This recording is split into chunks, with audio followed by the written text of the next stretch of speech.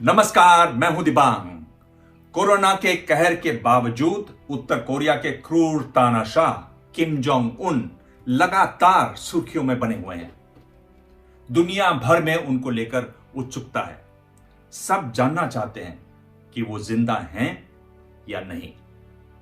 और अब उनके बारे में खुलकर खबरें आ रही हैं। उत्तर कोरिया का मीडिया उनके बारे में क्या कहता है, ये सब बताऊंगा आगे। लेकिन एक बात समझने की है कि किम जोंग उन के पिता किम जोंग इल और उनके दादा किम इल सुंग दोनों की मौत हार्ट अटैक की वजह से हुई।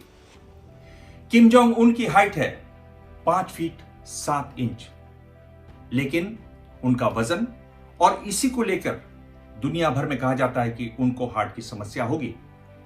उनका वजन है 132 किलोग्राम, मेडिकल भाषा में कहें extremely obese. Kim Jong Un के बारे में रहस्य क्यों गहराता जा रहा है, आज इसको समझेंगे।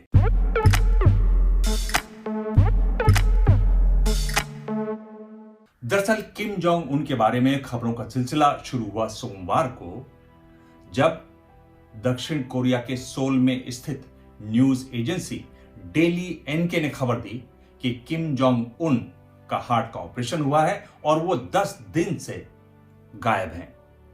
ये न्यूज एजेंसी वो लोग चलाते हैं जो उत्तर कोरिया से भागे हुए हैं। एजेंसी ने यह भी बताया कि किम जोंग उन 15 अप्रैल को अपने दादा के जन्मदिन समारोह में नहीं पहुंचे थे। प्योंगयांग में इसको लेकर एक बड़ा समारोह होता है और वहां न पहुंचना उत्तर कोरिया में बहुत बड़ी बात मानी जाती है। अब जो जानकारी आई है वो एक चीनी पत्रकार के हवाले से आई है, शिजियान जिंगहू, जिन्होंने बताया कि एक बहुत पुख्ता सूत्र से बात कर उन्हें पता चला है कि किम जोंग उन अब जिंदा नहीं है। शिजियान के वेबो में, जो चीन का ट्विटर है, करीब 1.5 करोड़ फॉलोअर्स हैं। बताया जाता है कि चीन की राजधानी बीजिंग में उनके बहुत अच्छे संपर्क भी हैं। तो ये खबर एक तरीके से महत्वपूर्ण हो जाती है। दूसरी खबर जापान के साप्ताहिक अखबार शुकान गेंदई से है। अखबार ने बताया एक चीनी डॉक्टर से बात करके कि किस तरीके से किम जोंग उन दौरे पर थे।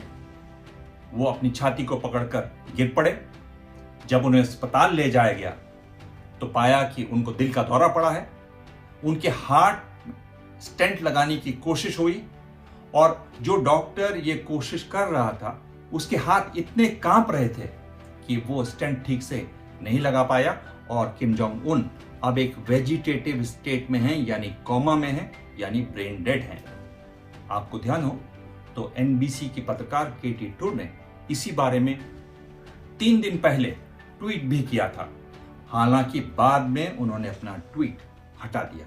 किम जोंग उन के बारे में एक बड़ी खबर छपी जापान के बड़े अखबार आसाही शिंबुन ने। अखबार ने बताया कि चीन से डॉक्टरों का एक दल दक्षिण कोरिया के लिए रवाना हुआ है। तुरंत कयास लगने शुरू हो गए कि किम जोंग उन के इलाज के लिए डॉक्टरों की टीम चीन ने भेजी। बाद में खुलासा हुआ कि बीजिंग के पीपल्स लिबरेशन आर्मी के जनरल हॉस्पिटल से 50 डॉक्टर उत्तर कोरिया की तरफ गए हैं।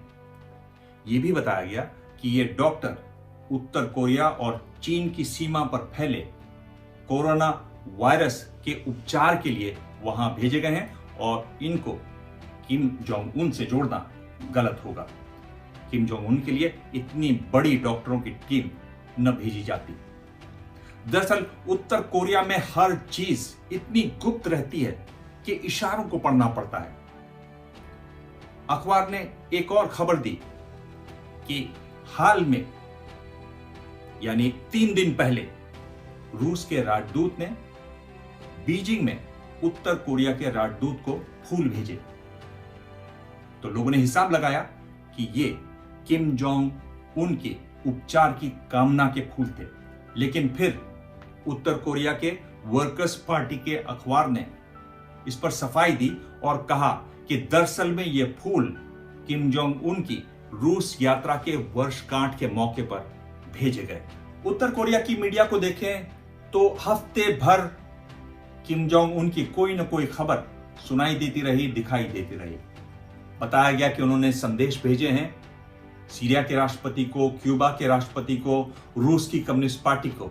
रविवार के दिन सामजियोन नाम की एक जगह है, वहां के मजदूरों को उन्होंने उनके काम के लिए बधाई देते हुए एक संदेश दिया। लेकिन जानकार बताते हैं कि यह अपने आप में काफी नहीं है।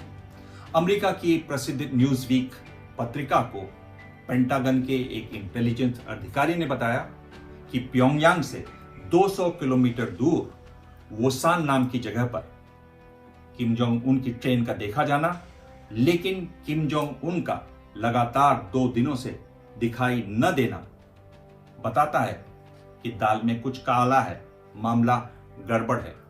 इस अधिकारी ने यह भी बताया कि अगर किम जोंग उन को कुछ हो ही गया है तो यह बताने में उत्तर कोरिया को अभी समय लगेगा, क्योंकि एक तो उनको सुरक्षा व्यवस्था करनी पड़ेगी और उत्तराधिकारी तय करना पड़ेगा।